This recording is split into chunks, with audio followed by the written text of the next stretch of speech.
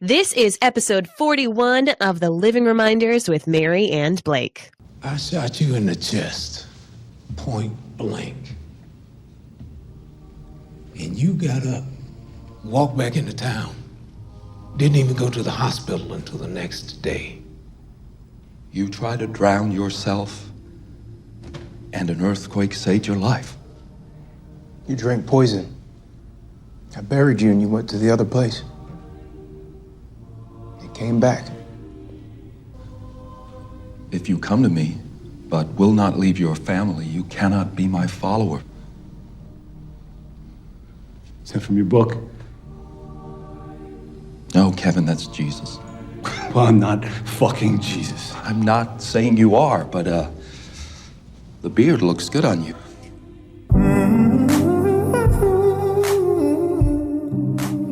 All the way from Cranston, Rhode Island, welcome to the Living Reminders. It's a podcast dedicated to the Leftovers on HBO. We're still here, and so are you. So let's chat. Episode 1. Suddenly I'm hit. It's the darkness of the dawn, and your friends are gone, and your friends won't come. So show me where you fit. So show me where you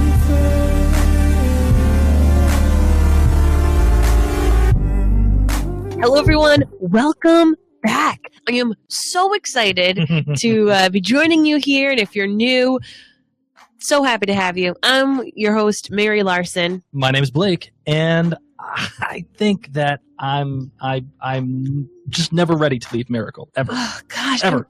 I'm just never ready to leave the Leftovers, because even though it is such a sad and trying show and subject content, my gosh, it's just such a great show. Yes, it is, and I'm glad to be back, and I'm even more excited because we actually have some more comments from Damon Lindelof and Tom Perrotta to share with everybody that is live right now. We're doing a new thing. We're actually live streaming every single episode of the Living Reminders for Season 3 on Facebook. So we are live if you care to join us there later on in future episodes, or if you are with us now on live on Facebook. I'm so excited. And one of the treats that we have is, again, another few words from Damon Lindelof and Tom Perrotta from our prior interview that we did, and they actually commented pretty specifically on the cold open, and also that ending that we saw with future Nora, Sarah. Yeah, Sarah. That's a valid point. Good point on that one. You must call her by her name, which is Sarah. So, my love, what do you think? We actually have not talked about this episode yet at all. No, really. We haven't. We watched it last night, and then she went to bed because my wife, it has not the flu, but she is quite sick. So she's being a trooper. Pretty sure it is the flu, and we're just saying that it's not the flu. We're going to will it away. Yeah, we're willing it away, but our son had the flu, and I have all of the same symptoms. So I'm pretty sure I have the flu, which is why I sound a little stuffy. But guys, this episode needs to be talked about. So I'm here. I'm being strong. I've got my epic mug of tea, and I'm ready to talk about Miracle, which is now like straight up Jardan / Miracle. Right. Whoa. Okay. So let's get into it. Okay. Now that we're back, we're here, we're ready to go. What's your Damon rating? My Damon rating for episode 301, the Book of Kevin. Yeah, I would give it a 4. Really? What, you're giving it a 4? Yeah, like a solid 4. Okay. A solid 4. Like, it was really, really good. And I enjoyed it a lot. I'm surprised because you usually bandy about the 5s. I left know. and right. You usually do that. There were a lot of things that I was like, what the hell? What the hell?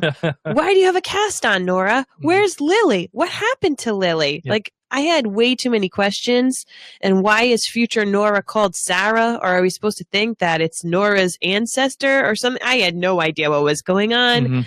So there were so many whys, and me being greedy, I just wanted to know all the answers. So because of that, I couldn't give it a 5, but really it deserves to be a 5. Let's be real. Okay. It gets a 5. It gets a 5. I knew that was coming. I had a feeling. I had a big feeling on that one. For myself, I'm giving it 4.5 Damons. Mm-hmm. And the reason why I'm giving it 4.5 Damons is because I thought it was a fantastic setup.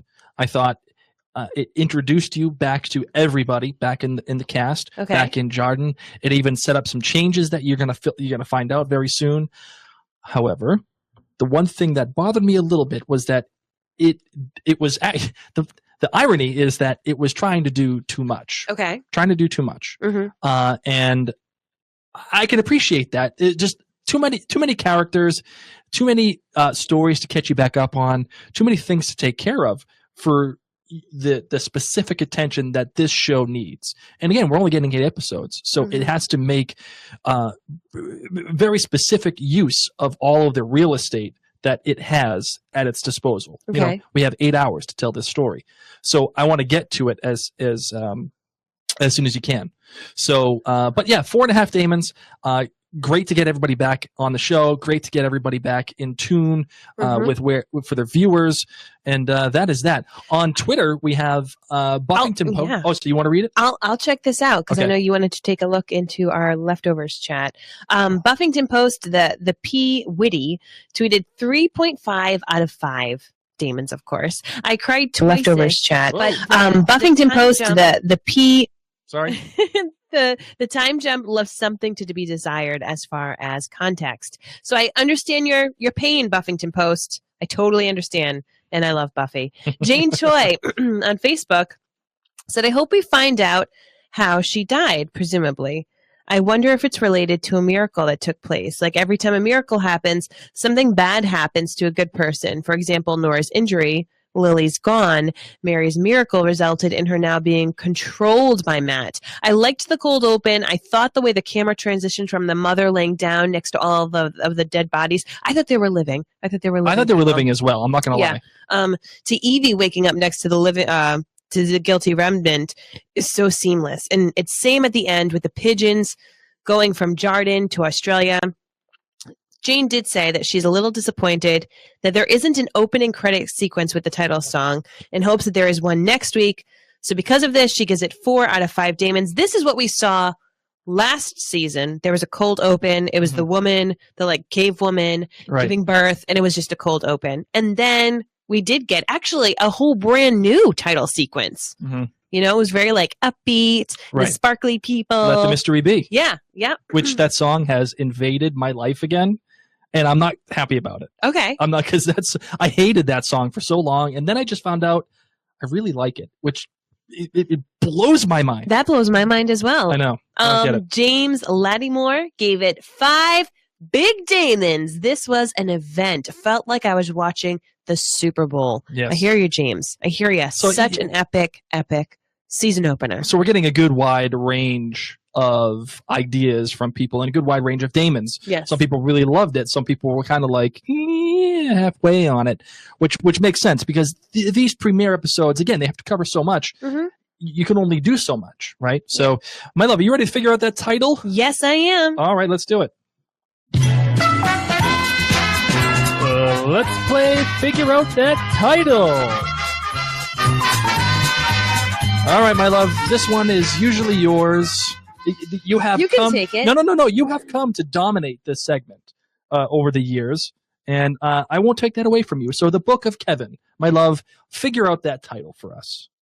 It was the easiest title ever. And like I said last year, I'm not sure if this is more of an indictment on the titles or you, because now they're a little bit easier to figure out nowadays. I mean, obviously, it's about the book that Matt is writing about Kevin. Right. You know, and then you think about the Bible and the books that are named after different dudes from the Bible. And by the way, I was so shocked that Nora, future Nora, ends up getting a biblical name.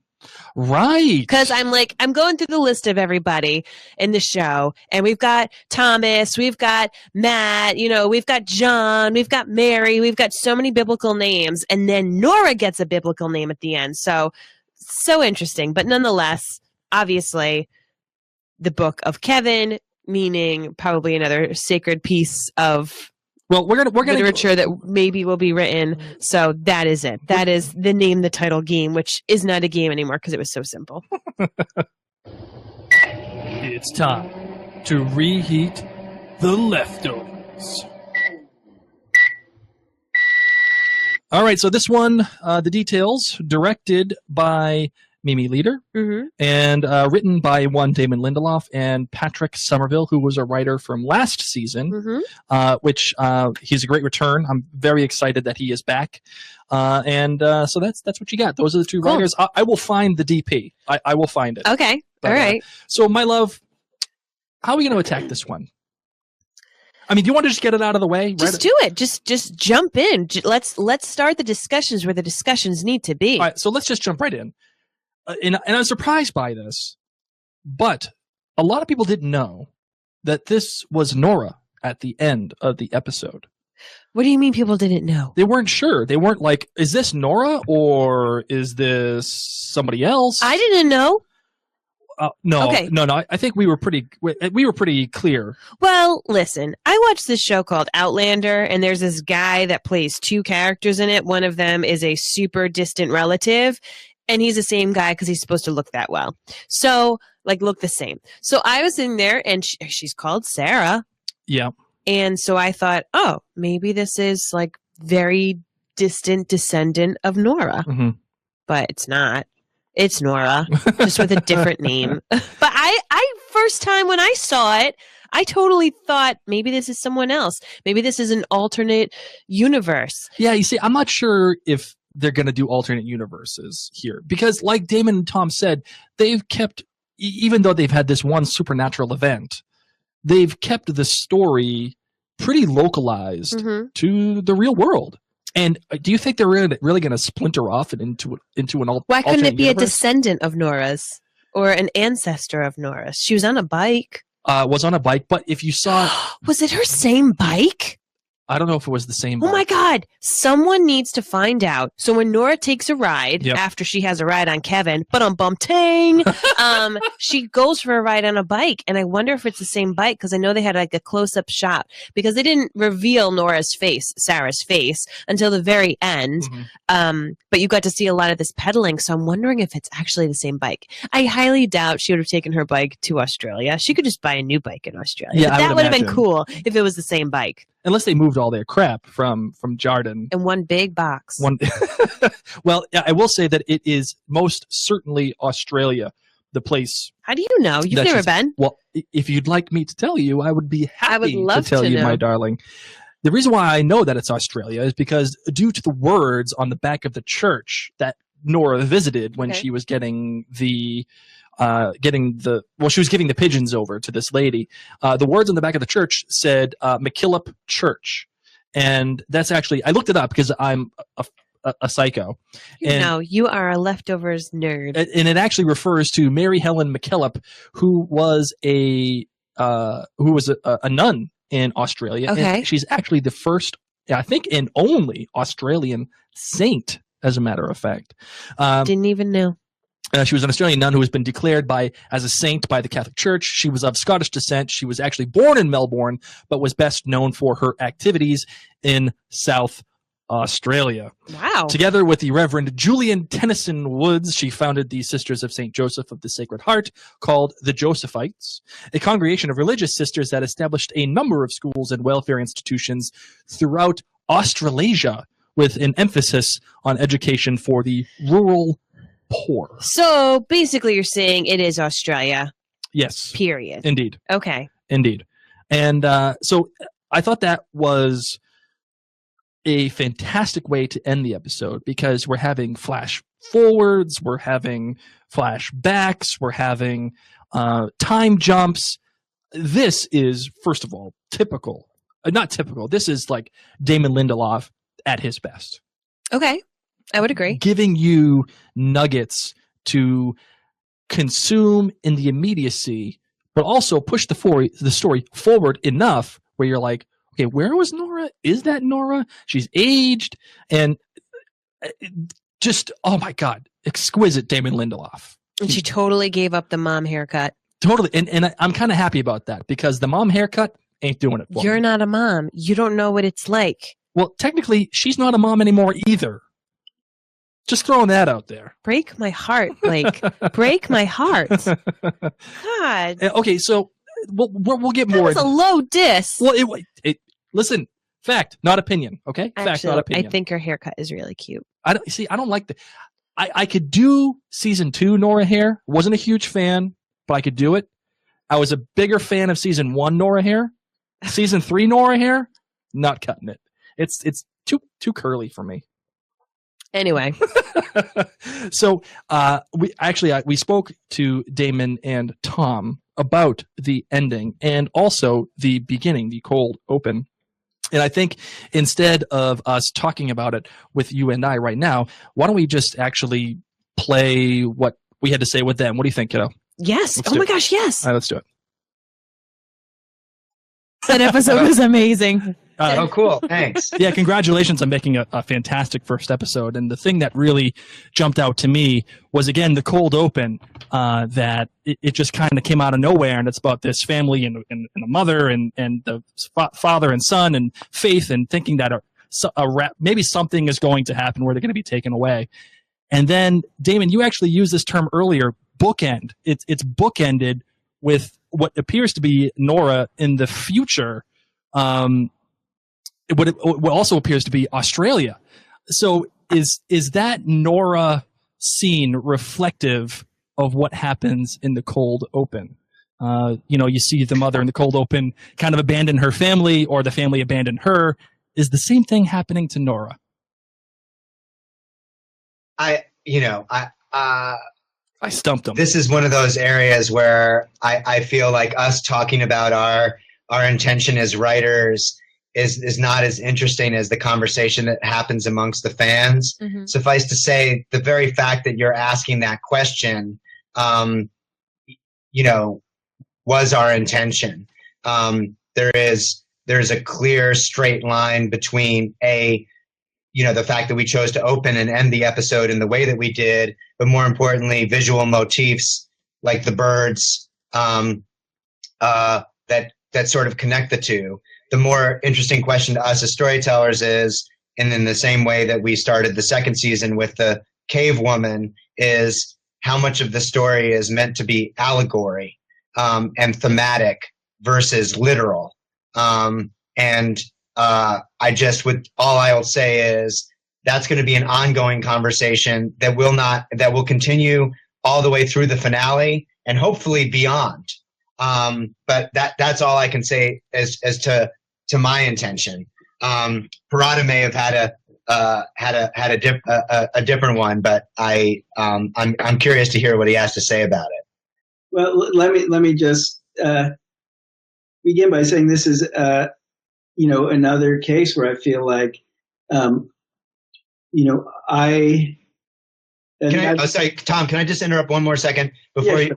I also have to feel like I don't think we've talked about Mimi enough in this podcast. And Mimi Leader, who directed not just this premiere that we're talking about now, but but the premiere and the finale of last year, the finale this year, which is astonishing. But particularly as it relates to this sequence, the amount of time and energy and focus and art that Mimi brought to that sequence is just astonishing and really transcended all of our intentions in terms of bringing it to life, because it was no easy task.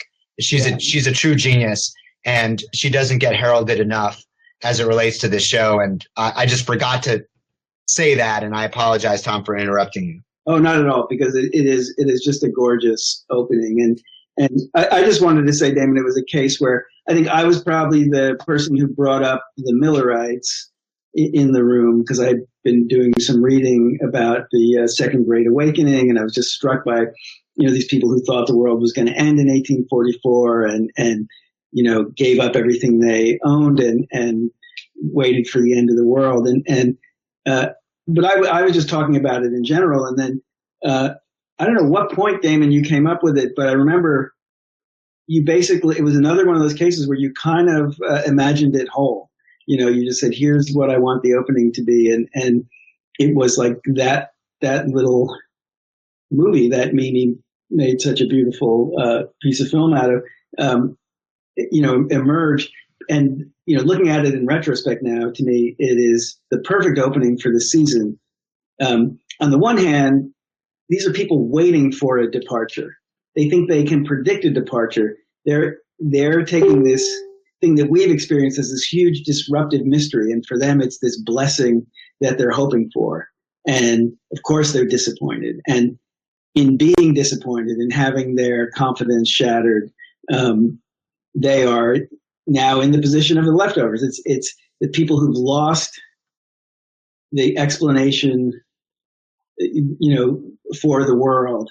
And now the question is, what do you do now? And what does she do? She just finds those few people who still believe what she believes, and she huddles with them.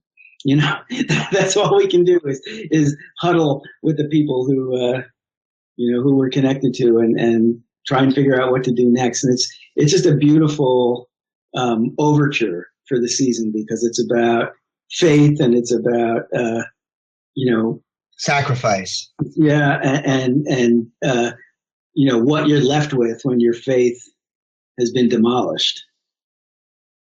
So thank you to Damon and Tom seriously for commenting, and I think this is their only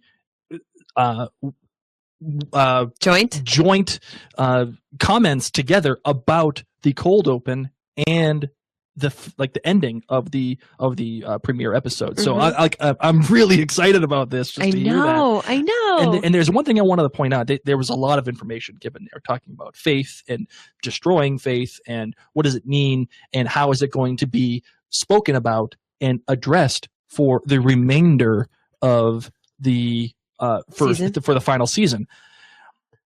However, there was one point that was brought up by Tom, and I'm not sure if he meant to bring this up. Ooh, okay. Which was the Millerites. Yes. What the hell are Millerites, right? It's those people who are standing on top of their houses. Well, that is possible. They don't necessarily distinctly say that these were Millerites. Wasn't he saying like a date in 1844, and wasn't that the date that the guy circled? Yes. So it's not distinctly saying it's the Millerites. However, it could be. It's the Millerites. Yes. And I give credit to Greg Cuoco, a listener of ours, and actually brought this up with us and said, loved the opening as it really sets the tone for people being disappointed when something they have been sold as gospel does not come true.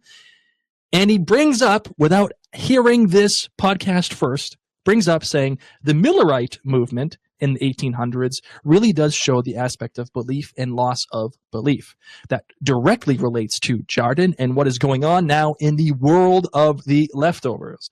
The end was super eerie with an older Nora delivering white doves, and that relates to the opening. And the Millerites used messenger birds as well. Great episode, setting us up for more questions. Greg, you know what? Honest to God. Bam! Just like that. A winner! I agree. I mean, oh my God, Greg, that is amazing. And again, because I am a psycho, I went out and Don't call yourself a psycho. You can say a passionate, nerd. Just you are passionate about the show, or you're a podcaster who needs to do his research. That's true. So for all of you who have no idea what the hell Millerites or Millerism is, this is what it is. The Millerites were followers of the teachings of William Miller, who in 1833 first shared publicly his belief that the second advent of Jesus Christ would occur roughly in between the years of 1843 and 1844. October 22nd, 1844, the day Jesus was expected to return, ended, of course, like any other day, to the disappointment of the Millerites. Both Millerite leaders and followers were left generally bewildered and disillusioned, and responses varied, of course. Some Millerites continued to look daily for Christ's return, and others predicted different dates, among them April, July, and October 1845. Some theorized, however, that the world had entered the seventh millennium, the great Sabbath, and that therefore the saved should not work. Others acted as children, basing their belief on Jesus' words in Mark 10:15. Truly I say to you, whoever does not receive the kingdom of God like a child shall not enter it. And ultimately, they were teaching that Christ was now sitting on a white cloud and must be prayed down. Probably the majority, however, simply gave up their beliefs and attempted to rebuild their lives. So you can actually see all of those reactions in the cold opening. Yes. People acting like children, like the lady, kind of acting like a child almost, like, putting her undying faith in what she believes is going to be the rapture. I mean, giving their goat, giving their clothes, giving their belongings, just with this grin on their face. Right, because, happy to do it. You know, like, good times are coming, man. I don't need this goat where I'm going. Right, and then you see another action from her family saying, I'm done, dude. Ugh, I'm done. Heart, and but yes, you know, when she's all happy, the next date comes and she goes to grab her husband's hand and he pulls it away. Yeah. And she's putting up the ladder and everybody's kind of staring at her and mocking at her, and even the husband and everything. They're about to take off. They go, you know, and like you see all of these reactions, and it is indicative, I think, of what, as Greg said, is happening in The Leftovers and for season 3. Of The Leftover, what's going to happen in Jardan. And more specifically, does this relate to Nora? Because Nora has now left her name, no longer has it. Kevin, she says, left her name, you mean when she becomes Sarah? Yeah, she becomes Sarah, different person. She no longer has Kevin in her life, and not denounces him, or just says, I don't know who that is. Doesn't mean anything to me. And she's completely alone, just getting, and again, the visual motif of the birds. Is this something that will happen to Nora? Does she have so much faith in what Kevin could potentially be doing that she either screws it up, or does Kevin screw it up and she leaves? Is Kevin the family? Like, they're like, okay, hey, I'm doing what I'm doing and we're here, and then nothing really happens, and then they kind of leave the wife. Or is Kevin the woman who does what he needs to do in terms of what they're talking about, and like him living and whatever, and Nora leaves like the family? We're going to have to revisit this cold open at the end of the season to see. Right, because you know it's coming back. I'm just like, I have no idea. I really don't. You're like, is it Nora? Is it Kevin? And I'm like, I don't know. It's some red-haired girl who stood on top of her house, and I don't know who she's meant to represent. Just know they had birds and they wore white, and there was a lot of things there. I don't know. I can't yet say who they are supposed to represent. Right. And the other thing that I've seen people kind of talking about is this a direct correlation to the Guilty Remnant and also Eevee in particular?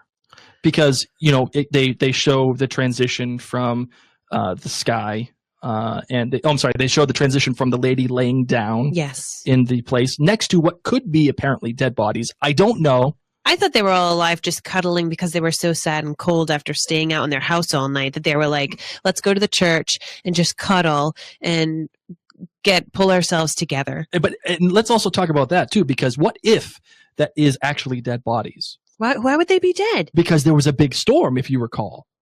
A big storm, and everybody was out in their roofs. And maybe they were putting the dead bodies in the church to get rid of them. And if that were the case, that also says to me the woman who survives and then walks to the church with the beautiful Max Richter piano playing over it. Oh my God. That she considers her life now I just took it void. Yeah, I just took it to mean that after each time that they thought it was going to happen, the next morning they all just kind of hung out and went to church together or to their meeting place. Right. So that's why she just knew what she was doing. I did not take them to be dead bodies, but if they were dead, exactly, that would be. Yeah, that's intense, right? Yes. So what I'm saying is, does that you have the transition of the lady laying down next to all the people in the white, and then of course that transitions to Eevee laying down next to all the people in the white and coming out and realizing, oh my God, everything I gave my life to, it was for this one moment from season 2 where they overtake Miracle, and this was the culmination of what everything I was trying to do. I was trying to make Miracle an equal place for everybody and tell everybody that this is full of crap. And she comes out, they do it, they storm the town of Miracle, and then what? There's nothing when she finds out that Meg has no plan. Meg has no plan whatsoever. It's just, hey, I'm here, I'm doing what I'm doing, and sorry, that's it. And that is indicative possibly of what this lady is going through too. But the bird motif is something that kind of keeps it going for me between Nora and the lady in the cold open as opposed to Eevee and the lady in the cold open. You know what I mean? I do. Yeah. I just want to jump into the people I care about. Okay, well, that's the problem. Like, I like the cold opens, but I'm kind of like, I don't know these people. I don't care about these people. I know they're deep and symbolic and stuff, and I know that this show is symbolic, but just show me the people I like. Or the people I don't even like, for real. Well, then let's talk about the Guilty Remnant first. Yeah. Can you believe? No. I'm like John. I'm like, maybe it was a fake thing again. You know, Eevee, she did it before. Like, no, when that happened, when the Guilty Remnant got blown the hell up. You know who I'm mad at right now? Who are you mad? Liv Tyler. Why? Because we interviewed her. And she didn't tell us. She didn't tell us, like, oh, by the way, my character's dead. Well, I'm not sure if she's supposed to say that. I know. It just makes you wonder, however, is she really dead? All right, here's a bit of casting thing. She was, like, severely pregnant at this point. What we found out from her was that she was filming and that she was pregnant while filming. Yes. So does that mean that they can incorporate that into the story, or did they choose not to? I thought they were going to incorporate her pregnancy in the story with the fact that she sexually assaulted Tommy. Right. And raped Tommy. I thought she was going to be pregnant in season 3, and they were just going to be like, okay, Liv Tyler's pregnant. Let's make a way to make this work in the script. Yeah. On the other hand, if she truly is dead, and if we're going to Australia, I'm really glad they didn't fly a severely pregnant woman to Australia. From one woman who's been pregnant twice before, I'm like, good, keep that girlfriend's there. And if all she had to do was film in Texas, you know, a little bit for that scene, then wow, good for her, good for her family. She could take care of her baby. But I am shocked that the Guilty Remnant was blown up. What is up with this, like, tobacco military group? Affleck. Alcohol, not Affleck. We've already talked about Ben Affleck. I call him Affleck. Not Ben Affleck. I think about the duck. No, I know. Quack. I think about the duck now with missiles. It's alcohol, tobacco, and firearms, which is the ATF, which actually exists in the real world today. Why would they blow up the Guilty Remnant? Why would they burn all these people's bodies in, like, what, season 1? Let me finish. It's alcohol, tobacco, firearms, explosions, and cults at FEC. Oh. Okay. So remember, these were the guys who in season 1 went to Wayne's complex. Yeah, and like shot all those girls. There was 0 Fs given by the ATFEC people. Wait, so ATFEC really exists in our, like, if there was a cult here in Rhode Island, and if ATFEC found out about it, they could blow them up or something? Well, no. ATF exists right now in the real world. There's no such thing as ATFEC in the real world. Okay, I'm really glad you clarified this. Not like I'm planning on joining a cult. After the departure, they expanded the ATF into the ATFEC. What's the E again? Explosives. Oh, okay. Yeah. So that's the difference. Okay. So that says to you a couple of different things, too. I mean, these people are innocent people. Yes, they had done what they had done. They had raided the town. I would not call them innocent. Well, does their actions, or do their actions warrant that kind of response from the federal government? Nope. No. And the federal government knows it, by the way, because as Kevin has said to Tommy, listen, the story is that there was a gas leak and everybody was in there because they were lighting cigarettes. There's a gas leak and boom, it blowed up. And sorry, that sucks, bro. Mm-hmm.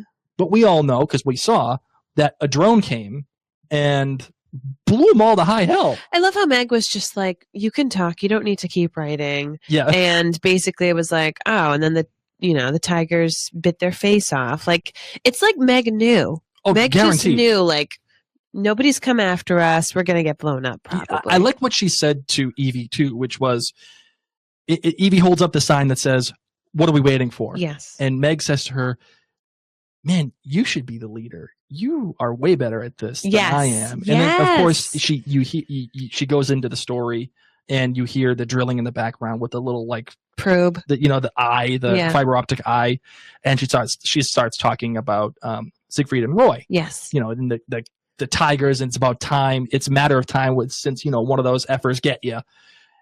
That to me explains that she just literally had no idea what she what she was really going for other than shock value. Yeah. And if they do kill Evie and Meg off, are you, my love, are you happy knowing that they killed them off this early? Or do you think it's a missed opportunity? Do you think they could have kept going with it? Or was it a necessary thing to move the story forward? Because you put so much time and effort into Evie and even Meg. I'm over them. You're over it. I'm over them. I am on to the supernatural stuff that happened to Kevin in season 2. I'm ready for Australia. I'm ready for the next level. You know, the Guilty Remnant is just so vanilla by this point, and I'm meaning that, but I'm pumping because they were white. It's just humans. You know what I mean? There's nothing mythological. There's nothing, as I said, supernatural or just really. I don't even know if I can call it supernatural, but you guys know what I'm talking about. Like, Meg is human. Evie's human. Yes, we understand that. But, like, why can't Kevin die? You know, this is the kind of, what is up with Dean and this canine DNA? Do I need to even care about it? What is going on? Why did the dog get the peanut butter sandwich? What's going on in Australia? That's the stuff I care about. And I think if I cared still about the Guilty Remnant, my mind would be stuck in Mapleton, or my mind would be stuck in Jardan. I think they probably have run their course. I think you're right. And it's good to get away from the Guilty Remnant because it didn't bog the first season down. Yeah. But it kind of led to this really dour sense of what was happening in season 1. And it was almost a little liberating to get away from them in season 2. Of course, it was great to have them in the finale. And do what they did and discover what was happening, and seeing Meg go along with Tommy and I don't like to say I don't like the fact that she raped him, but it was compelling television to see what she was planning and how Tommy became a part of that. That to me was interesting, and I also liked seeing how she was her own sect of the Guilty Remnant. She didn't care whatsoever about the rules, and so it was great to see that. Now it's time, I think you're right, to get to the point and get forward with what Kevin is doing in Jardan and eventually what we assume will be Australia.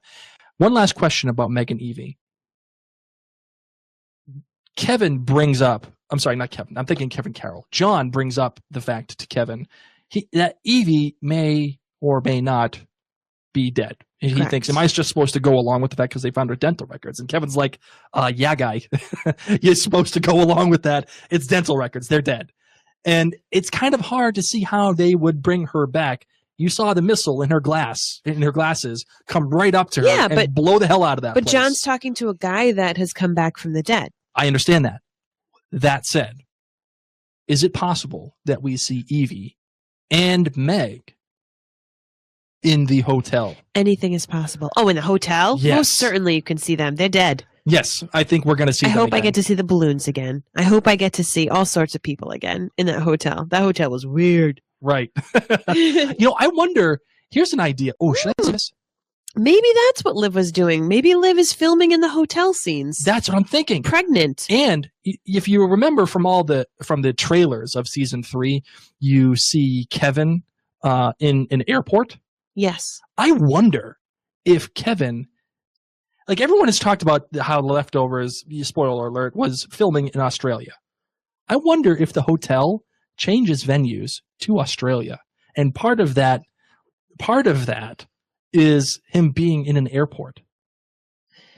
Think about that. I don't know, man. That is so freaking cool if that were the case. I think that would be awesome if it was in an airport. And he gets to see his. I don't know. This is a take in development. Okay, I have nerds down the hall working on this take right now. It's beyond my comprehension right now. I'm on so much Dayquil. I have no idea. All right, back to Jardan. So this is of course 3 years later, and Kevin is now the chief. He has a horse. Tommy's in the police force. Kevin still wears his Mapleton hat. Mm-hmm. And, of course, everything says Jardan. Right. I didn't know if they were going to be switching things. Definitely say Miracle. No, and that I think is a good explanation for what the government has done. They have wiped their hands completely. Yes. I wouldn't be surprised if the national park, as I put it in quotations, has been revoked from Jardan. I would agree. And now it is just Jardan. Yeah, everything said Jardan. Yes. Like everything there was Jardan. Dirty Santa's still there, holding on to his, his pole. I mean, God, that guy's been there for so long. The only thing to trump his height was the giant Gary Busey, which I love that they just threw Gary Busey back in there. That was in, I think, maybe the opener of season 2. Season 1. When they were talking about when the bartender was like, the Pope I get, but Gary effing Busey? Yes. So that was great just to throw that in there. And how the hell these guys made a giant inflatable Gary Busey. I hope they give it to Gary. Right. They actually had to call him for his permission. You know that? No. I read a great article that they were like, okay, we want to do something funny. They wanted to comment on the political nature of what was happening with the departure. And there are people that take it wicked seriously, dude. Like there are like the Guilty Remnant, wicked serious. Yeah. Then you have a bunch of bros, like trolls that go up there and all they do is just rank on it and they make fun of it. So they bring up the giant 20-foot Gary Busey. I don't know if they were ranking on it. They seemed kind of like pumped, and now they get to be deputies. Right. They got little stickers that said, "You're a deputy." So, of course, this opens with Tommy's birthday. And we get to see that Lily's missing. Mm-hmm. We reaffirm that Lily is missing. It's this really weird family dynamic because when Kevin comes home from work, he goes, and John is now doing the handprint thing. What? But it's because Lori is Facebook stalking these poor people. And then John and Lori have like a little mini makeout session in front of Kevin. That was awkward. Was that awkward for you? It was wicked awkward, dude. Okay. But you find out that John and Lori are married now. Yeah, but still, it was still awkward for me. I mean, 3 years. What? Right. And Kevin's just there smiling, happy as can be, but... Well, he's got Nora. He's moved on. He has his life with her. I know, but it's really interesting. And granted, he and Lori had been very distant for super long. Mm-hmm. But that was unexpected. I liked when Jill showed up and she's like, "Is this where all the effed up people live?" Yes.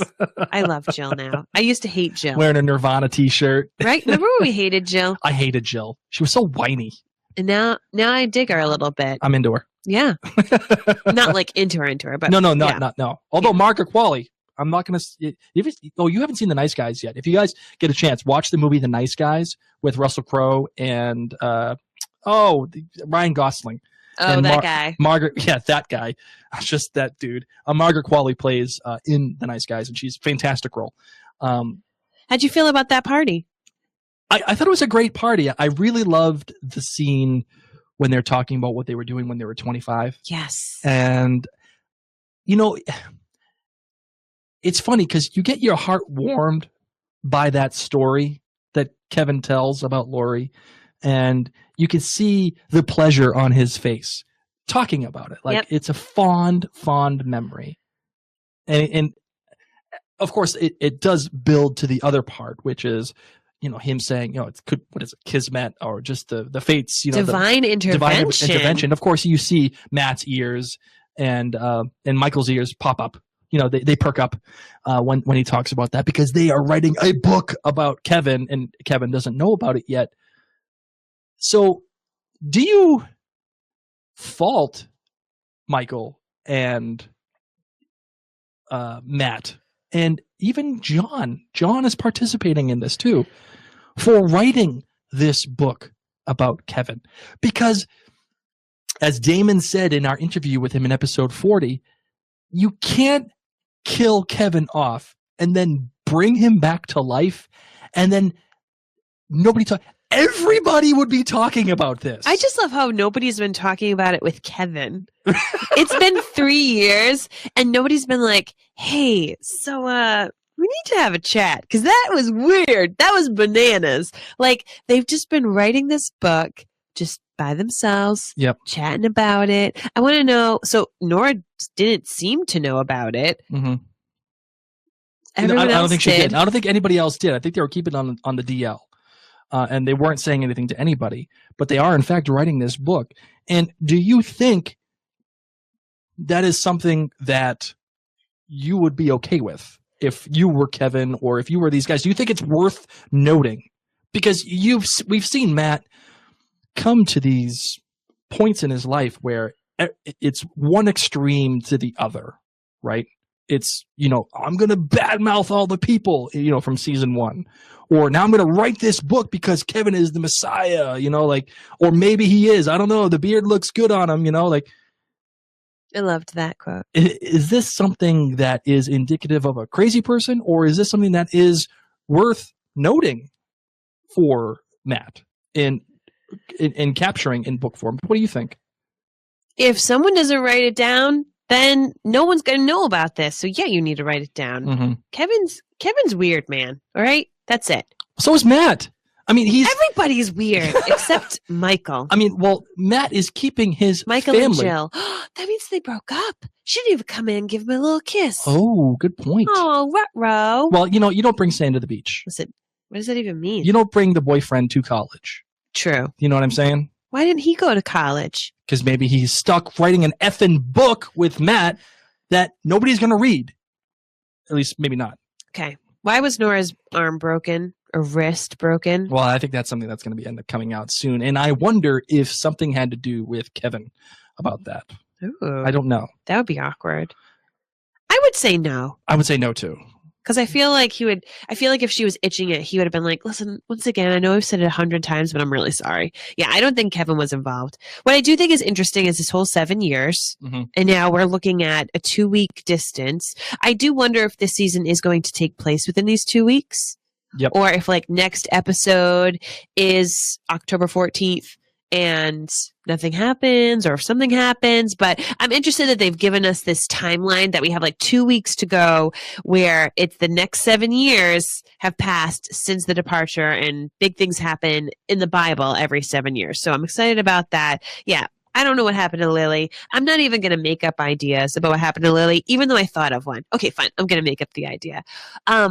What if someone came back, for Lily, that was biologically related? Okay. What do you mean? What happened to her mom? Didn't she just disappear? Oh, that was the Chinese girl. Didn't she she left? Oh, no, what was her name? I don't remember her name off the top of my head. But what if she comes back for Lily? That's a distinct possibility. Although, yeah, she left. I remember that at the end of season 1, she got on the bus and she left, and she left Lily. So I'm there. wondering if she came back for Lily and took Lily. That's what I'm wondering if happened to her. I doubt that. There's no way, because they officially adopted her. Kevin and Nora, they officially adopted her. So there's no way that she can come back. Did Lily die? Oh, okay. No. We're just not exploring Lily because I'm already upset about it. Peanut butter. I do love peanut butter. So let's go from a sad topic to a happy topic, okay? Okay, let's do it. Dean.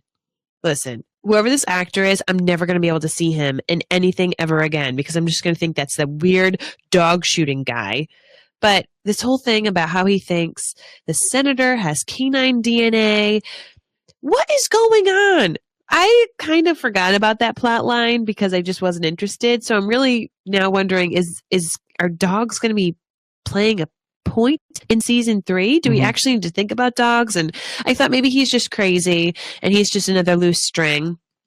And of course he tries to shoot Kevin because Kevin didn't believe him. Poor Kevin went to Lori and was like, hey, listen, there's this older guy that was my friend and I just want you to check up on him. I feel like Kevin did a really nice thing. Mm-hmm. He didn't just blow the guy off entirely. He actually went to go find him help. And then he tries to kill Kevin. And after, when his body is buried, a dog goes and takes the sandwich. Right. That was so weird.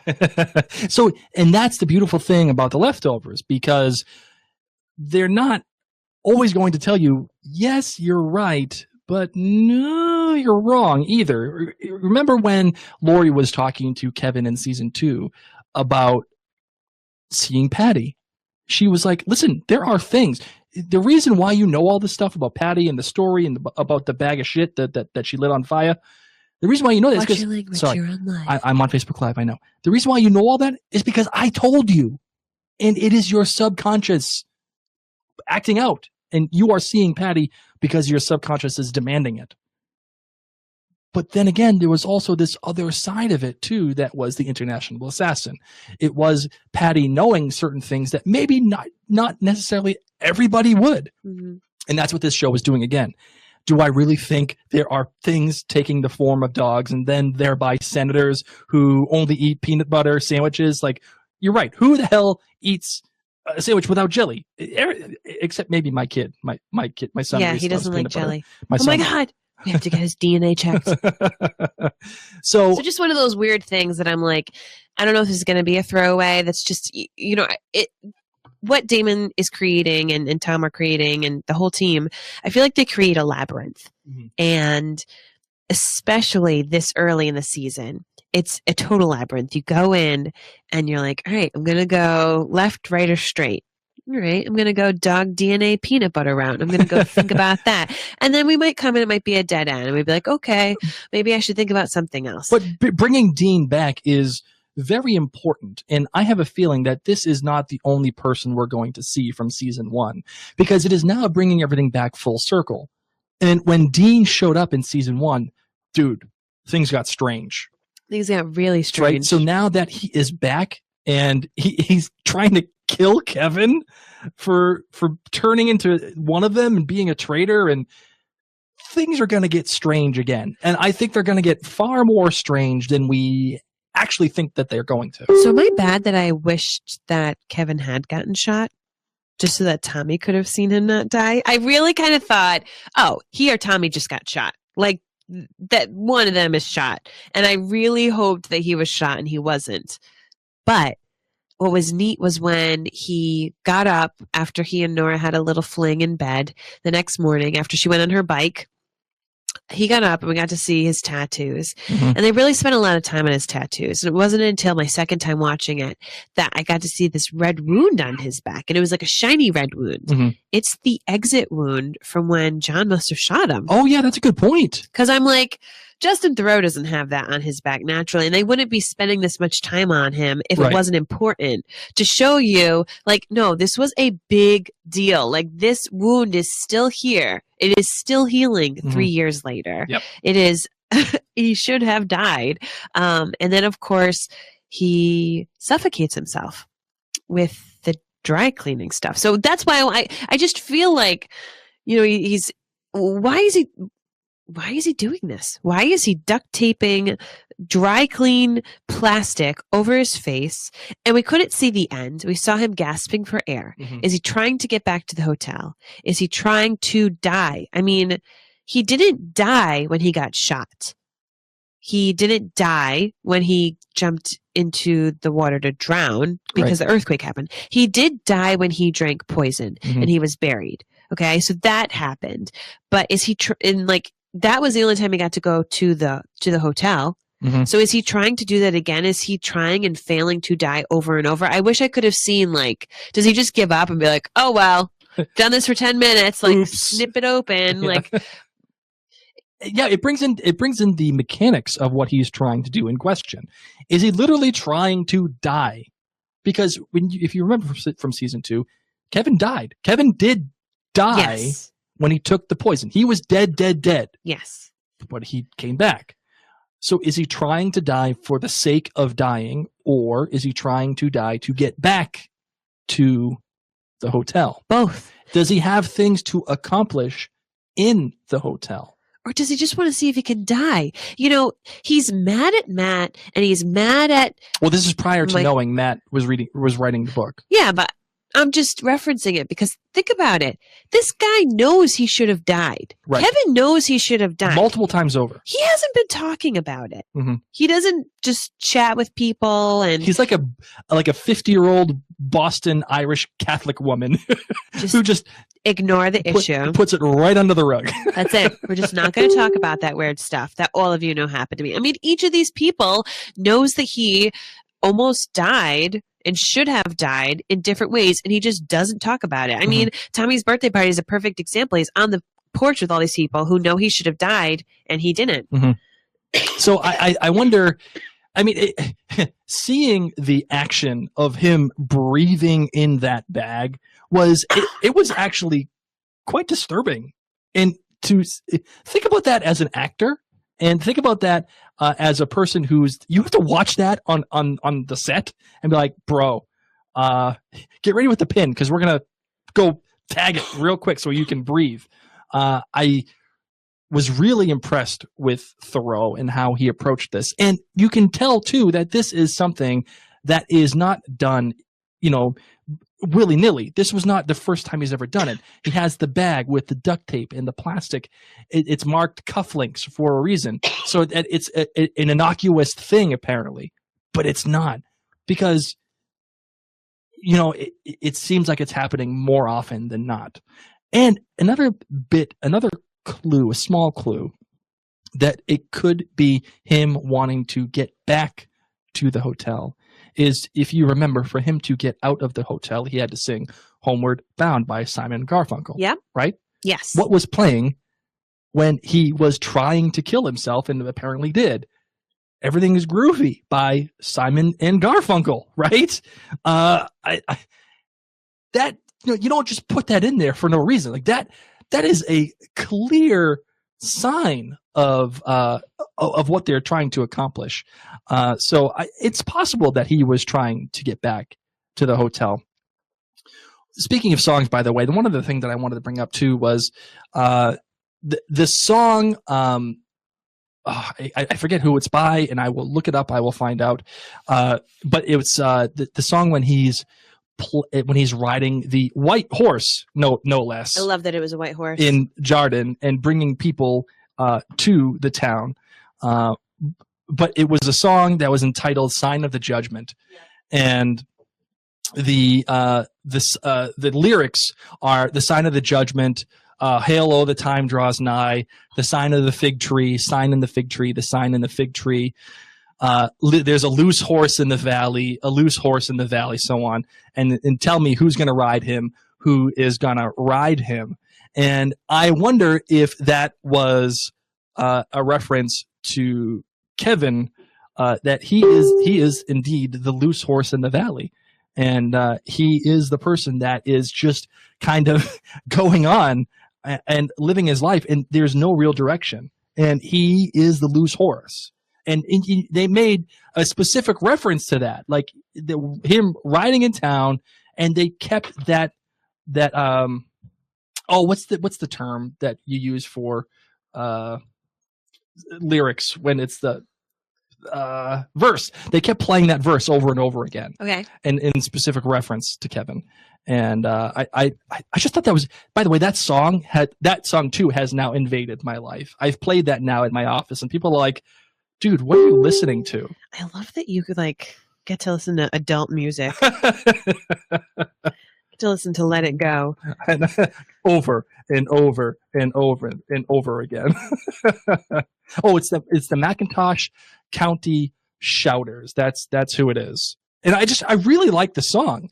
I think it's a wicked cool song. And they played it once in the beginning, and they played it once at the end when Kevin was reading his book, or when Kevin was about to burn the book, and he didn't because the airplane was writing "The end is now." This song. This song. This sign of the judgment. That's so good.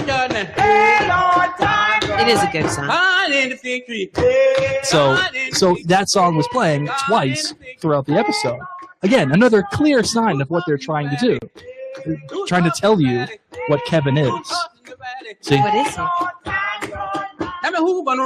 He's the loose horse. That's the lyric. The loose horse in the valley. So that's that. I don't pay attention enough to music. Well, coming from you, that is obscene, because you are the musician in this family. I had the flu.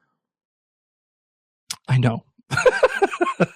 And I love you for it. And please, for those of you who are listening right now to the podcast, or for those of you who are watching us live on Facebook Live, please give my wife some love, because she is a trooper. she totally knocked this one out of the park. Anything else you want to tackle, my love? Hey, Kevin got baptized. Didn't count, though, as Kevin said. And do you think he knew, even if there was poison? He knew he wasn't going to die. He wasn't going to die. He was like, whatever, I can't die. I'll at least go drink the water. And then I could tell people like, oh, yeah, it is poison. Mm-hmm. Help, take me to a hospital. Wink, wink, just drive me home. Mm-hmm. What I was upset about was his walkie-talkie's probably ruined. All that stuff got wet. You are something, dude. That's what I realized. I'm like, he didn't take any of that off. He just jumped on in. Yeah, he doesn't care. he's got Nora's honey badger instinct right now. He doesn't think he can die. So even if there was poison, oops, maybe I'd die. Maybe that something will kill me, or it probably won't kill me, and I'll just find out if there is poison, or if there's no poison, I'll find out that way too. And I love how Tommy calls him out on it. Right. He's like, you didn't know. You didn't know. And this is one thing I want to bring up too. Kevin tells Dean, listen, all the stuff that you're talking about, it's all in your head. You're making this up. Yet, when Tommy is talking about killing people and have you ever killed somebody, Kevin's saying, yeah, I killed somebody before. But he didn't. He killed Patty in International Assassin. Yeah. And that was in his head. That wasn't real. It was in his. So is Kevin denying the fact that he is crazy, or is he accepting it and putting it off as it is real? But it did mess with him. Like, it messed with him mentally. But I'm not sure if you can have it both ways. Either you believe in what you believe, or there's reality, and there's no middle in between the two. I mean, does that make sense? Yes. So I wonder if Kevin really uses those experiences, and has that really affected him? And I love, speaking of International Assassin, the quick hit of Kevin coming out of the tub as he was being dunked into the water of Jardan by Michael. It was his rebirth. Kevin was a different person once he was out of the hotel. He was reborn after the hotel, just as how when you are baptized, you are reborn, rebirth. I just think that's so cool. Really, and Mimi Leader knocked it out of the park, by the way, as Damon said. Totally killed it. Just a lot of people talk about Michelle MacLaren as a powerhouse female director, and they should, because she is. Anna Forster, also a powerhouse female director. But Mimi Leader, in my opinion, is the most talented out of those guys. The most talented. They are phenomenal. And she is just out of this world, and you have to give it to her. I mean, she has really developed a beautiful show, and took what what the heck was the guy's name? The director who directed the pilot. Guys, please. Hold up. What? Someone just said something very brilliant. What? Inside the Facebook chat. Okay. Kevin Sr. is obsessed with peanut butter. Really? Season 1. Kevin Jr. visits him at the institution.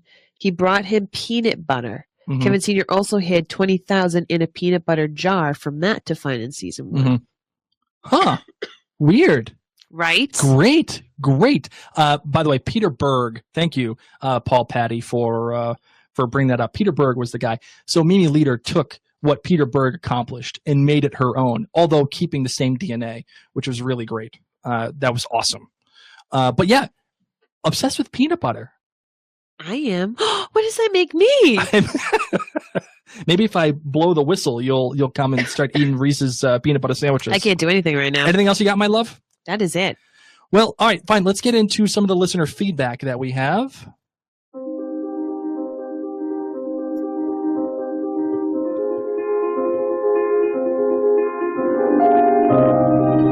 All right, from Shakita, she says, hey guys, I think it's crazy how Kevin tried to kill himself with the plastic bag and the duct tape in the season 2 episode International Assassin.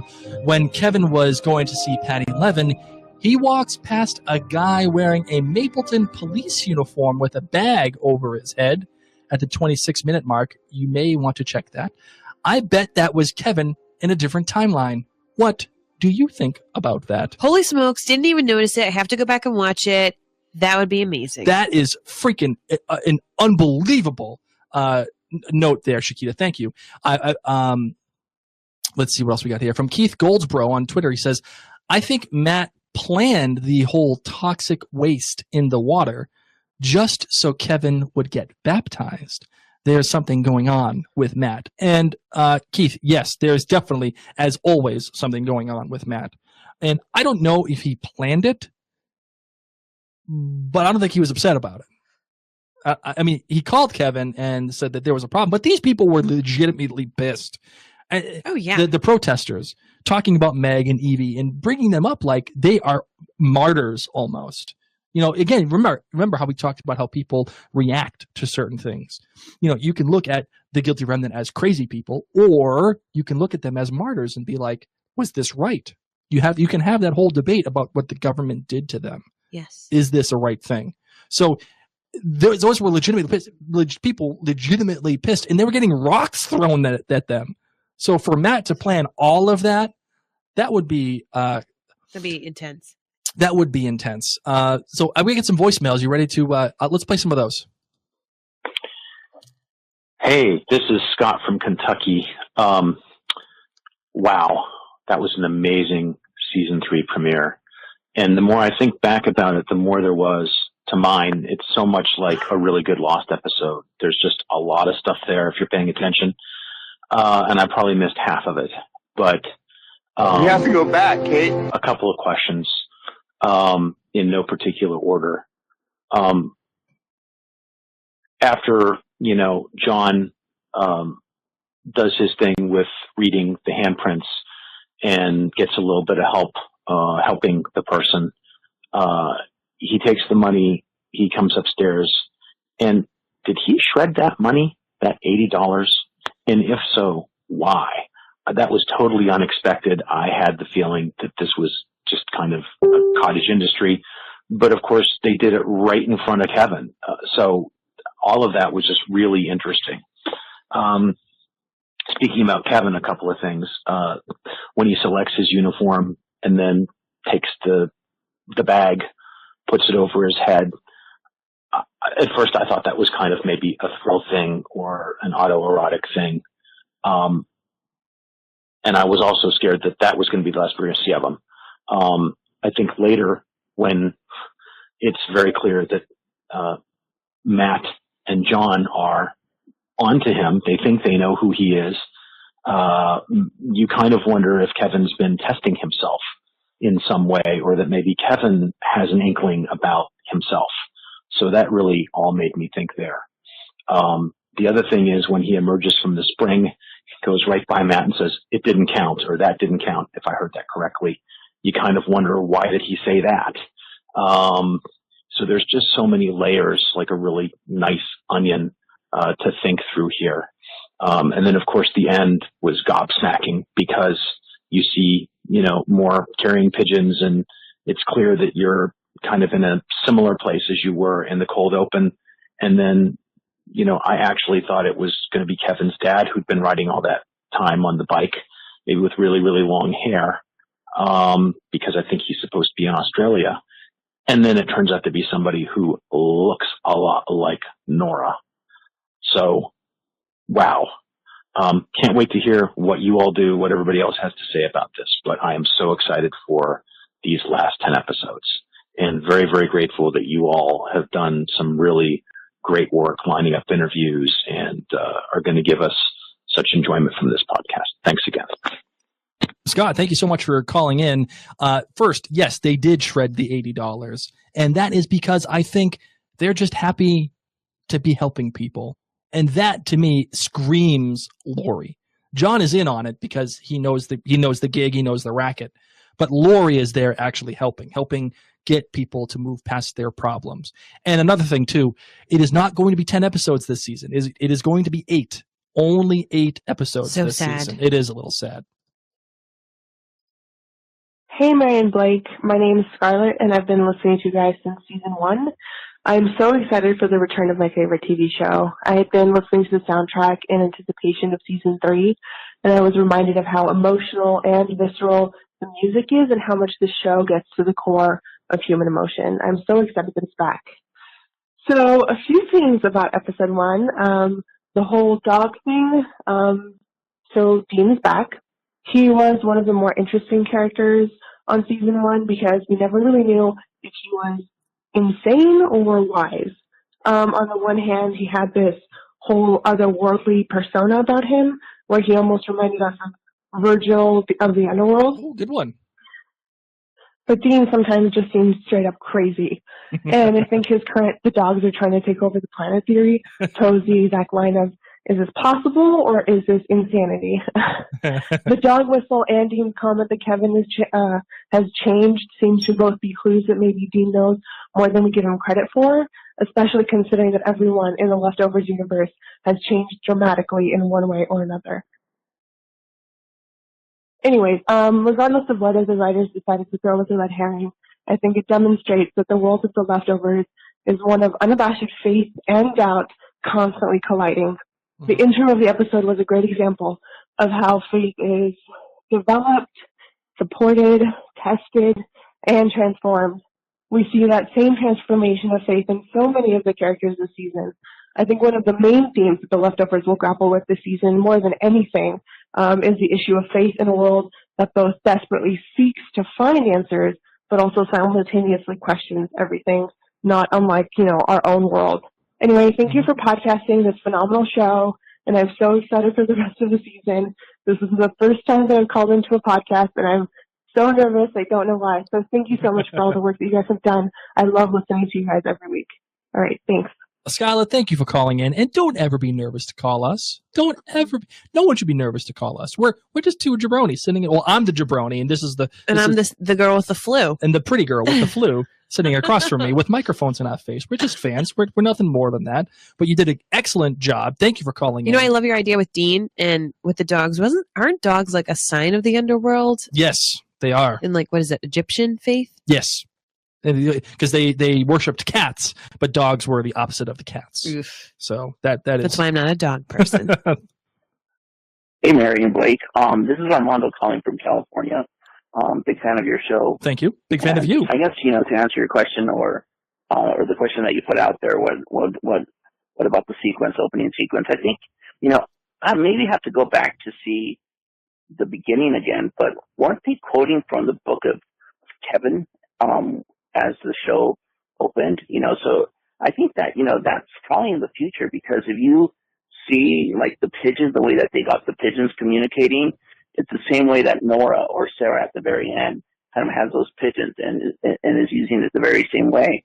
So I think that, that's how, maybe the projection of what, the future would look like once, the floods come and maybe technology and everything else is destroyed.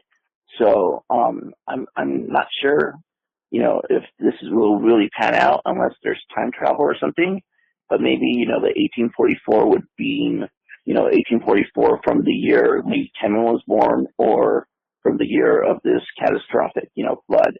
But I'm definitely interested in hearing what everyone else, thinks. So cool. Looking forward to listening tonight. Well, thank you for calling in, Armando. And I don't think that the prologue was in the future. I mean, they did say August 1845. The guy circles it when the rapture does not happen, and they keep changing the date. And now, as you've probably already heard, Tom has referenced the Millerites, and it may not be a direct reference, but it at least is something that they're pointing towards. Yeah. So I don't think that this came from However, the how future. freaking cool that it could be, because if there is a massive flood, civilization's going to have to take some time to rebuild. Well, Matt did talk about this giant flood, and it may be coming. And how cool is it that his son is named Noah? I love it. And but it is sad, of course, that his wife and his son Mary, they're leaving. And it's all due to Matt. Is she going to fall back in her coma? That's the thing. Is she going to do that? Is Matt right? Is Jardan this really special place where she will fall back into her coma? And I'm surprised she's not nervous to leave. I would be nervous to leave too, because you knows, don't necessarily know. And she knows Kevin can't die. That's the thing. She could maybe pull off, okay, it was just time that took me out of my coma. But she also knows Kevin can't die. Right. There is something special going on, whether it is Jardan or if it's just in general going on. Or is she so fed up that she's just I've had enough of this. All of it is junk. It just happens to be that Kevin, yes, he survived these things. I know what it is. What? She wants to go to Harry Potter World, just like me, and she knows she can't do it if she just stays in Jardan all the time. You're a wizard, Harry. So you know what, Mary? From one Mary to another, I'm going to raise a glass to you, and I hope you get to go on the Hogwarts Express. Hey, this is Rafe Collins Jr. Good to be back. It's good to be watching with you guys. I love the cold open.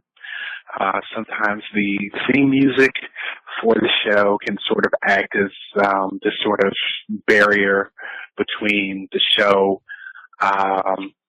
and the real world, and not having anything music or anything like that just kind of throws you in the deep end.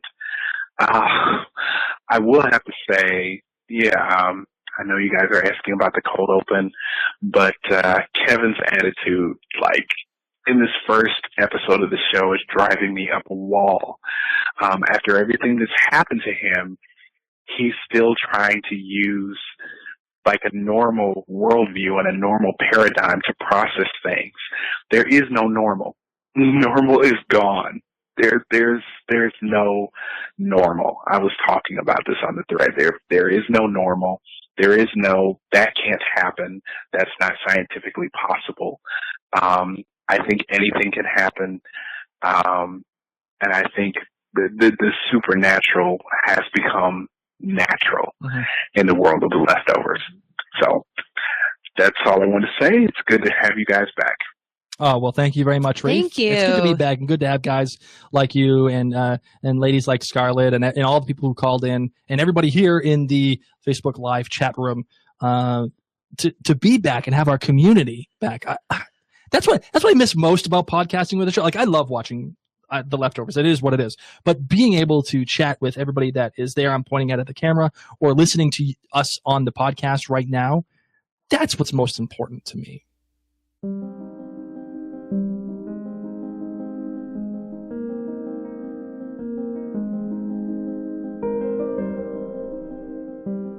Mary, Blake, and the rest of the living reminders, it's Brian Davids from the Film Schlubs podcast, and I'm thrilled that you invited me back to do this segment for the third and final season of the best Leftovers podcast there is. If the Book of Kevin is any indication, we're going to have a lot to talk about each week, as The Leftovers has once again raised the bar for the rest of television. I now want to focus on the 3 season premieres that we've seen to this point. Season 1 established this post-departure world in a gloomy and bleak part of New York, which was compounded by the presence of the guilty Remnant. However, Season 2's premiere served as a palate cleanser, as the show really wanted to create a new impression in critics and fans' minds, even though many of us loved Season 1. The story resumed in a warm and hopeful Texas town where we met the idyllic Murphy family, or so we thought. Even the theme song changed to a more optimistic tone.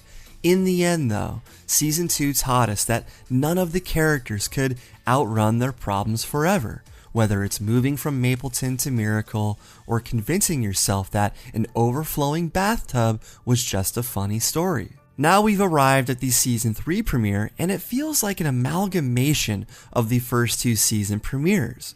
Kevin is back to being a cop alongside his son, much like Kevin and Kevin Sr. in Mapleton. Nora is back to work for the Department of Sudden Departures, while Matt continues to preach.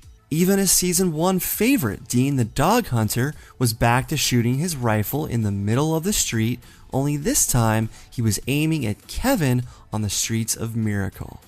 We even got a Gary Busey callback to Season 1's infamous list of celebrity departures.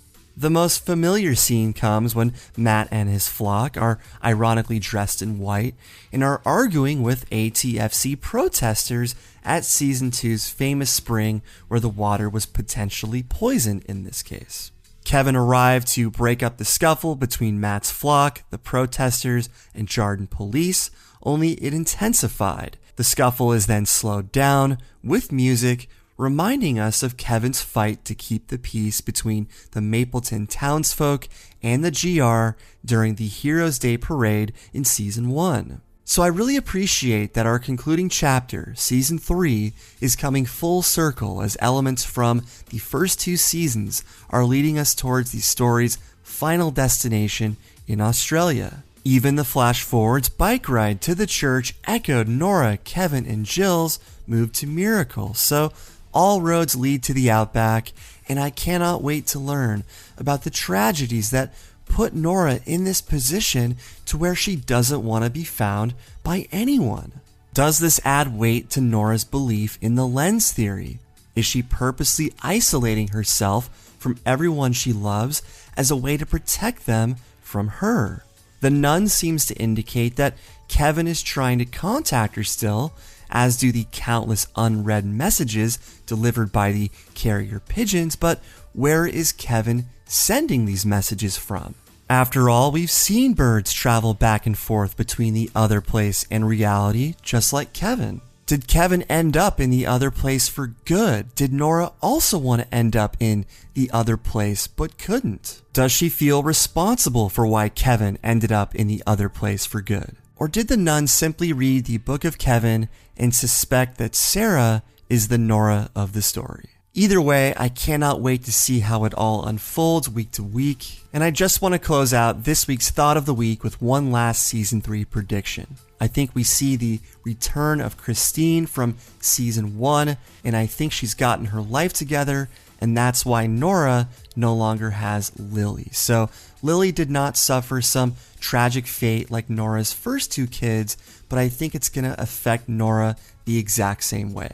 Well, until next week, you guys can find more of me, Brian Davids, on Twitter at BDF331.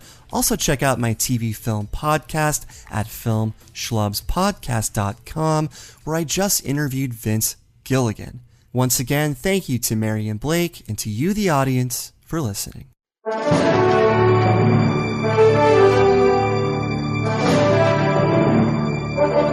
This week's Tweet of the Week comes by the way of Abby Normal at KMK Miller, and she said, you know what would be really creepy and depressing? The Leftovers Funko, which would be an empty box. Oh.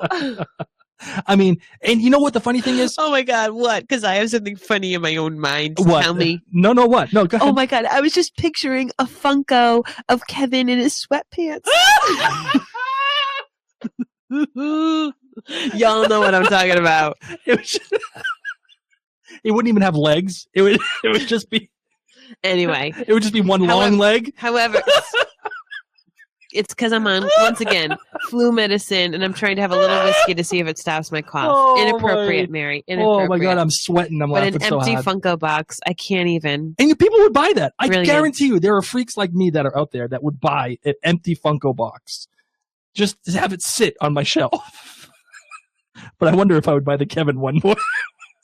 It would at least be a Christmas gift for you. Oh my God. No, I don't want a Funko. Oh my They're God. your favorites, not mine. All right, you ready for the sudden theory of the week? Yes. All right, well, okay. Oh, nope. Please hang up and try again. That was the wrong sound, Blake. Let's do the right sound. You know, it's been a long time since I've done that, so you got to give me a little credit. Well, a little leeway here. My love, do you have a sudden theory? Do you have anything saved up? I never do, because I always just let them lie in the podcast. So no, Blake, tell me about your sudden theories. My sudden theory? We're not done with Meg and Eevee. They're going to come back. They will be back in either Australia and this idea of the airport / Australia being the other side, or they'll be back in the hotel, which we'll see, which we know we're going to see because Damon said that we're going to see it again in our first interview with him from last season. So we know what's happening. We're going to see the hotel again. Spoiler! But in what form? In what form? And my idea is that it will be in the form of the airport and Australia. Okay. I wonder if that's the case. Could be. It may not. Whatever. Who knows? I just hope this isn't real life. I hope Damon and Tom aren't onto something and that after you die, you go to a hotel. Well, is the hotel special to only Kevin? That's the question. Maybe he likes hotels. Maybe he's into it. Maybe he's into like That's the where mints. he would have his affairs. He's in. Yeah. Good callback. Good You're callback. welcome. See, I have a really bad memory sometimes, but every once in a while, I save some nuggets. All right, my love. Well, that is that. And now I get to play that sound. Please hang up and try again. Final thoughts? You got anything? Final last thoughts? My final last thought is this big old weird family. It's kind of cool. Mm-hmm. It kind of reminds me of my family. Yes, I would agree with that. My family is like divorced and people are remarried and they're like best friends. And my mom, dad, and my dad's wife have wine together, and they joke because my mom once brought over a wine called Menage a Trois. It was like the brand name of the wine. It was like this, like, ooh, Menage a Trois. We're dirty. We're drinking a wine that says Menage a Trois, and there's 3 of us. And I'm like, you guys are just really weird. So I dig families, and I'm digging on this effed up family. Yes, I think I am too. For myself, a lot of people have made a big thing about Nora in Australia, in the fact that she's no longer named Nora. It's bad that I could care less. Well, I mean, that's. I know it's going to be a big deal, but I don't think it's bad. But we'll get there. Her name was Sarah, and I, again, of course, I'm not going to say it, but I will say I'm a podcaster and I do my research. Wasn't she Abraham's wife? Yes. See, who went to more church than you? This girl. I went to Catholic school, okay? Yeah, but I went to church 3, sometimes 4 days a week. And I thought everyone did. She went to Bible camp. Shine, Jesus, shine. I know every song on the Wow. That's what I call worship. It's either that, you knew it, or you read it in my Google Notes. One of the two. I didn't look at your Google Notes. Oh, wow, okay. So a lot of people want to make this comparison to Sarah from the Bible, and I'm not sure I buy it quite yet. There are some similarities. Do you know who Abraham is? He is... Before you read these notes? Father Abraham had many sons, and many sons had Father Abraham. Oh, I was one of them, and so were you. Okay. So let's all praise the Lord. Hallelujah! Are you done? Are you just going to keep going? I was shaking the webcam. I was so excited. So Sarah in the Bible, obviously, as you are now well aware, thank you to my beautiful wife Mary, was married to Abraham, and she was actually barren until God gave her a child when she was 90 years old. Crazy, right? Crazy. And there are some similarities here. Nora lost her children, does not have children, and apparently does not have children from Kevin. So there is something that's there.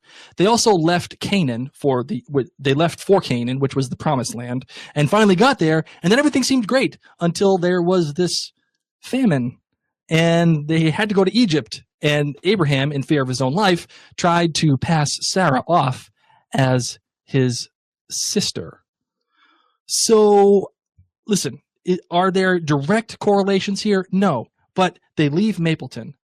And they think they find the promised land in Jardan. And of course, Sarah and Abraham leave for Canaan, which they think is the promised land. They get there, and not everything is hunky-dory. Not everything is groovy. So they leave, yet apparently... Groovy. Nice word. I'm calling back to Simon and Garfunkel. Oh, okay. Not everything is perfect. So where do they go? There is a famine of things that were that they intended to happen but didn't. And they leave, apparently, maybe, who knows, again, to go to Australia, just like how they had to leave to go to Egypt in Sarah and Abraham. And Nora is now saying she does not know Kevin. Now, that isn't the exact same, but Sarah had to say that Abraham was her brother, and Abraham had to pretend that they weren't together. So there are some similarities. If I had to buy it or sell it, I'm not going to buy it. I'm selling. I'm selling this. I don't even know what that means. Buying or selling? You know, if you're buying it, like, that means you own it. That's what you want. If you're selling it, you're trying to get rid of it. I'm selling. Okay. Never mind. Is this a Boston thing? No, it's not a Boston thing. That is what it is. So ultimately, Sarah was tortured by her childlessness, and every recorded episode of ill temper or strife in her household, of course, was related to her frustrations about her own barrenness. It ate at her. She spent years in the grip of frustration and depression because of it, and she desperately wanted to be a mother, but she finally concluded that God himself was restraining her from having children so badly that she went to her husband to have an heir, that she concocted a scheme which was immoral, unrighteous, and utterly foolish, which is, of course, making sure that Hagar, whatever, her handmaiden, was supposed to have a kid with Abraham. And then she got pissed off when it actually happened and then sent the kid away. So a child from another person comes into their life. The child is sent away, kind of like how Lily came into her life. Did Nora send the child away because she was pissed off? We don't know. We don't know. So there are certain things here. I know I'm making a case for this being Sarah, but there are similarities. There are some things to think about. And is that name, that one name, Sarah, telling us what could happen and what's going to happen? And you start adding it to the cold open and the ending. It seems to make sense. So that is my final thought of the week. I have still yet to buy it, but we'll see. Ready to close out the show, my darling? Yes, I am. All right, let's do it.